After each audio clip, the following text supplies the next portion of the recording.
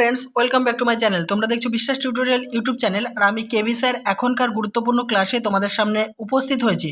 রবীন্দ্রনাথ ঠাকুর রচিত তোমাদের নবম শ্রেণীর সাহিত্য সম্ভারের অন্তর্গত নগরলক্ষ্মী কবিতা থেকে অত্যন্ত গুরুত্বপূর্ণ টেক্সট খুঁটিয়ে এমসিকিউ এবং এসএকিউ টাইপের প্রশ্ন উত্তরগুলি তোমাদের সামনে আলোচনা করব। এইগুলি যারা নবম শ্রেণীতে পরীক্ষা দেবে তাদের জন্য যেমনি গুরুত্বপূর্ণ, কিন্তু যারা এসএলএসটি কিংবা মাদ্রাসা সার্ভিস কমিশন পরীক্ষা দেবে তাদের জন্য অত্যন্ত গুরুত্বপূর্ণ। কারণ আমি টেক্সট খুঁটিয়ে সেইভাবেই প্রশ্নগুলি তৈরি করেছি যাতে তোমাদের অত্যন্ত সুন্দরভাবে তোমাদের হেল্পফুল হয় এই ভিডিওটি। চলো তাহলে দেরি না করে দেখে নেওয়া যাক আজকের গুরুত্বপূর্ণ ক্লাসটি। 1 নম্বর, নগরলক্ষ্মী কবিতাটি কার লেখা? উত্তর, রবীন্দ্রনাথ ঠাকুরের লেখা। নগরলক্ষ্মী কবিতাটি কবি কত বঙ্গাব্দে রচনা করেন? 1306 বঙ্গাব্দের 27শে আশ্বিন। নগরলক্ষ্মী কবিতাটির উৎস কী? কথা কাব্যগ্রন্থের এটি 10 সংখ্যক কবিতা। 1900 খ্রিস্টাব্দে এটি প্রকাশিত হয়। আর বঙ্গাব্দের কথা যদি বলি 1306 বঙ্গাব্দ। 4 নম্বর, পরবর্তীকালে নগরলক্ষ্মী কবিতাটি কোন কাব্যগ্রন্থের অন্তর্ভুক্ত হয়? কথা ও কাহিনী 1908 সালে প্রকাশিত হয়। নগরলক্ষ্মী কবিতাটিতে কতগুলি পংক্তি রয়েছে? বন্ধুরা, এটি আমার মিস্টেক হয়েছে, এটি 80টি হবে না, এটা 50টি লাইন রয়েছে।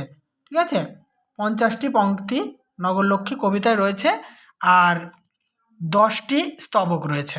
ঠিক আছে, 80টি নয়, 50টি লাইনের কবিতা। আলোচ্য কবিতার স্তবক সংখ্যা কত? 10টি।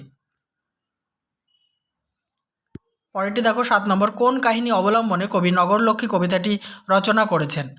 উত্তর, কল্পদ্রুম অবদান নামক বৌদ্ধ শাস্ত্রে সুপ্রিয়া নামক একজন নারীর কাহিনী অবলম্বনে কবি নগরলক্ষ্মী কবিতাটি রচনা করেছেন। শ্রাবস্তিপুর কোথায় অবস্থিত? ষোড়শ মহাজনপদ এর অন্যতম একটি জনপদ ছিল কোশল। এই কোশল রাজ্যের গুরুত্বপূর্ণ শহর হল শ্রাবস্তিপুর। 9, অন্ন শব্দটি পালি ভাষায় কী নামে পরিচিত? পিণ্ড। নগরলক্ষ্মী কবিতার ভিক্ষুণী সুপ্রিয়ার পিতার নাম কি? সুদত্ত নামক একজন ধনী বণিক। নেক্সট, সুপ্রিয়াকে অনাথ পিণ্ডত সুতা কেন বলা হয়েছে? উত্তর, সুপ্রিয়ার পিতা সুদত্ত যেহেতু অনাথ বা দরিদ্রদের অন্ন অর্থাৎ পিণ্ডদান করতেন, তাই সুপ্রিয়াকে অনাথ পিণ্ডত সুতা বলা হয়েছে। 12 নম্বর প্রশ্ন, কোথায় দুর্ভিক্ষ দেখা দিয়েছিল? উত্তর হবে শ্রাবস্তিপুরে। 13, শ্রাবস্তিপুরের দুর্ভিক্ষ কেমনভাবে জেগে উঠেছিল? হাহা রবে। 14, ভগবান বুদ্ধ নিজের ভক্তগণকে কি জিজ্ঞাসা করেছিলেন? উত্তর, ক্ষুধার্তদের অন্ন সেবার দায়িত্ব কে নিতে চায়? 15, বুদ্ধের কথা শুনে রত্নাকর শেঠ কেমনভাবে ছিলেন? মাথা হেঁট করে ছিলেন। 16, ভগবান বুদ্ধের প্রশ্নের উত্তরে রত্নাকর শেঠ কি জবাব দিয়েছিলেন? বিশাল ক্ষুধার্ত পুরীর ক্ষুধা নিবারণ করার ক্ষমতা তার নেই। 17, যে আদেশ প্রভু করিছেন তাহা লইতাম শিরে, বক্তাকে?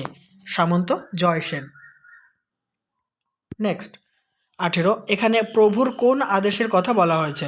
উত্তর, ভগবান বুদ্ধের শ্রাবস্তিপুরের দুর্ভিক্ষ পীড়িত প্রজাদের ক্ষুধা নিবারণ করার আদেশের কথা বলা হয়েছে।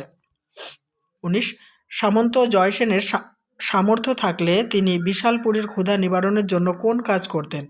নিজের বুক চিরে রক্ত দিতেন। নেক্সট, মোর ঘরে অন্ন কোথা আজ, বক্তাকে? বক্তা হলেন সামন্ত জয়সেন। 21, এমন ক্ষমতা নাই স্বামী, কার কোন ক্ষমতা নেই? উত্তর, বুদ্ধের আদেশ মেনে দুর্ভিক্ষ পীড়িত শ্রাবস্তিপুরের বিশাল জনগণের ক্ষুধা নিবারণ করার ক্ষমতা রত্নাকর শেঠের নেই। 22, নিঃশ্বাসিয়া কহে ধর্মপাল, নিঃশ্বাসিয়া শব্দটির অর্থ কী? দীর্ঘশ্বাস ফেলা। পরের প্রশ্ন 23, নিঃশ্বাসিয়া ধর্মপাল কি বলেছিলেন? এমনই পোড়া কপাল যে তার সোনার ক্ষেত অজন্মা প্রেত শোষণ করছে। 24, কি কব এমন দগ্ধভাল, দগ্ধভাল শব্দের অর্থ কী? পোড়া কপাল। নেক্সট, আমার সোনার ক্ষেত শুষিছে অজন্মা প্রেত, বক্তাকে? ধর্মপাল। 26, রাজকর যোগানো কঠিন, হয়েছি অক্ষম দিনহীন, ভগবান বুদ্ধের কথা শুনে কার এমন প্রতিক্রিয়া হয়েছিল? ধর্মপালের। 27, রহে সবে মুখে মুখে চাহি, কাহারও উত্তর কিছু নাহি, কখন সবাই সবার মুখের দিকে তাকিয়েছিলেন? উত্তর, যখন ভগবান বুদ্ধের প্রস্তাব কেউই গ্রহণ করার সক্ষমতা দেখায়নি। 28, ব্যথিত নগরী পরে বলতে কোন স্থানকে বোঝানো হয়েছে? শ্রাবস্তিপুর নগরীর কথা বোঝানো হয়েছে। নেক্সট, নির্বাক সে সভাঘরে কোন সভাঘরের কথা উল্লেখ করা হয়েছে? উত্তর, শ্রাবস্তিপুরের মানুষদের ক্ষুধা নিবারণের জন্য যে ঘরে বুদ্ধ তার নিজের ভক্তগণকে নিয়ে বসেছিলেন সেখানে এখানে সেই সভাঘরের কথা উল্লেখ করা হয়েছে। সভাঘর নির্বাক কেন ছিল?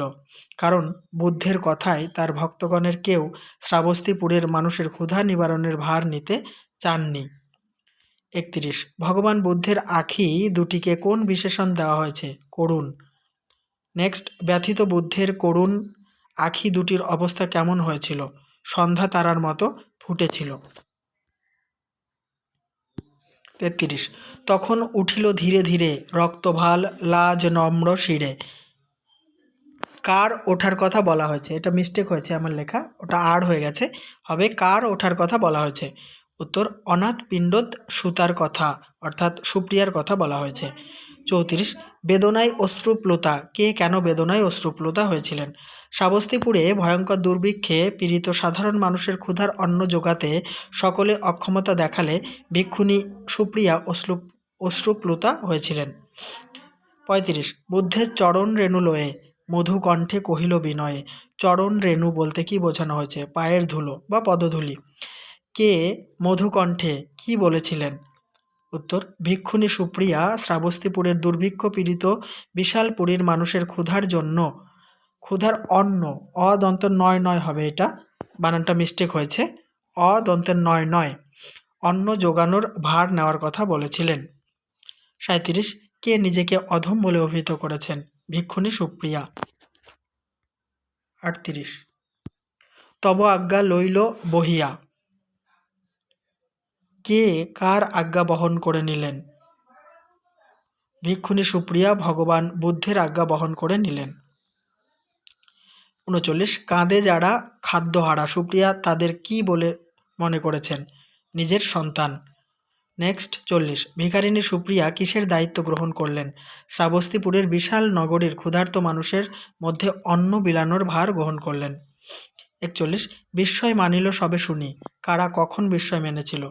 একজন ভিখারিণী হয়ে শ্রাবস্তিপুরের মতো বিশাল নগরীর মানুষের খাদ্যের ভার গ্রহণ করবেন সুপ্রিয়া, এই কথা শুনে সকলে বিস্মিত হয়েছিলেন। সকলের বিস্ময়ের কারণ কি ছিল? উত্তর, রত্নাকর শেঠ, জয়সেন, ধর্মপাল প্রমুখের মতো বিত্তশালী মানুষেরা যেখানে শ্রাবস্তিপুরের মতো বিশাল নগরীর ক্ষুধার্ত মানুষের মধ্যে খাদ্য বিতরণের ভার গ্রহণ করতে ব্যর্থ, সেখানে একজন ভিক্ষুণী হয়ে সেই ভার বহন করবেন সুপ্রিয়া, এটাই সকলের কাছে বিস্ময়ের কারণ হয়ে দাঁড়িয়েছিল। 43, কোন অহংকারে মাতি লইলে মস্তক পাতি এহেন কঠিন গুরু কাজ কি আছে তোমার কহ আজ? বক্তাকে ভগবান বুদ্ধের সবাই উপস্থিত ভক্তগণ। কাকে উদ্দেশ্য করে উক্তিটি করা হয়েছে? ভিখারিণী সুপ্রিয়াকে উদ্দেশ্য করে। 45, সভ্যদের এই প্রশ্নের উত্তরে সুপ্রিয়া কি জানিয়েছেন? শুধুমাত্র সুপ্রিয়ার একখানি ভিক্ষা পাত্র আছে। 46, কোন কাজকে কঠিন গুরু কাজ বলা হয়েছে? উত্তর, দুর্ভিক্ষ পীড়িত শ্রাবস্তিপুরের অনাহারীদের মধ্যে খাদ্যের যোগান দেওয়ার কাজটিকে কঠিন গুরু কাজ বলা হয়েছে। বন্ধুরা, এখান থেকে আমি মোট 75টি প্রশ্ন উত্তর আলোচনা করব যা তোমাদের এসএলএসটির জন্য অত্যন্ত গুরুত্বপূর্ণ বা মাদ্রাসা সার্ভিস পরীক্ষার জন্য অত্যন্ত গুরুত্বপূর্ণ। তাই শেষ পর্যন্ত ভিডিওটি দেখো, আর অবশ্যই ভিডিওতে কিন্তু লাইক, কমেন্ট এবং শেয়ার করো। কেমন লাগছে আমার পড়ানো তোমরা কমেন্ট বক্সে লিখে অবশ্যই জানাবে। আর আরেকটি কথা, প্রতিনিয়ত আমি চেষ্টা করছি যতগুলি করে সম্ভব ভিডিও দেওয়ার। তোমরা কিন্তু সবসময় আমার চ্যানেলের প্লেলিস্ট ফলো করবে, আমি এবেলা ওবেলা তোমাদের জন্য প্রতিনিয়ত ভিডিও আপলোড করব। 47, কহিল সে নমি সবা কাছে সবাইকে নমস্কার করে সুপ্রিয়া কি জানিয়েছেন? তার একমাত্র ভিক্ষাপাত্র আছে। 48, কে নিজেকে দীনহীন এবং অক্ষম বলে মনে করেছেন? সুপ্রিয়া। 49, তাই তোমাদের পাব দয়া প্রভু আজ্ঞা হইবে বিজয়া সুপ্রিয়া কিভাবে প্রভুর আজ্ঞা পালন করতে চেয়েছেন? উত্তর, ভিক্ষার পাত্র নিয়ে সকলের দ্বারে দ্বারে ভিক্ষা সংগ্রহ করে ক্ষুধার্তদের ক্ষুধা নিবারণ করে সুপ্রিয়া প্রভুর আজ্ঞা পালন করতে চেয়েছেন। 50, আমার ভাণ্ডার আছে ভরে তোমার সবাকার ঘরে ঘরে লাইনটির তাৎপর্য বুঝিয়ে দাও।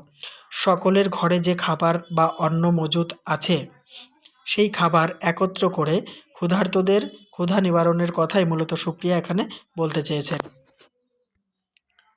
51 নম্বর, তোমরা চাহিলে সবে এ পাত্র অক্ষয় হবে। কিভাবে ভিক্ষুণী সুপ্রিয়ার ভিক্ষার পাত্রটি অক্ষয় হবে? সকলের ঘরে যে অন্ন মজুদ আছে তা থেকে কিছু কিছু দান করলে সুপ্রিয়ার ভিক্ষার পাত্রটি অক্ষয় হবে। 52, সুপ্রিয়া কিভাবে এই বসুধাকে বাঁচাতে চেয়েছেন? উত্তর, ভিক্ষার অন্নে। 53, বসুধা শব্দের অর্থ কী? পৃথিবী।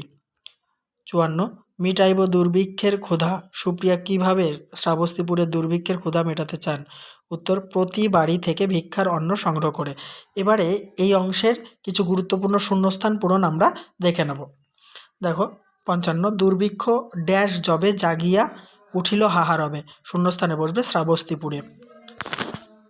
56, ড্যাশ অন্নদান সেবা তোমরা লইবে বলো কেবা।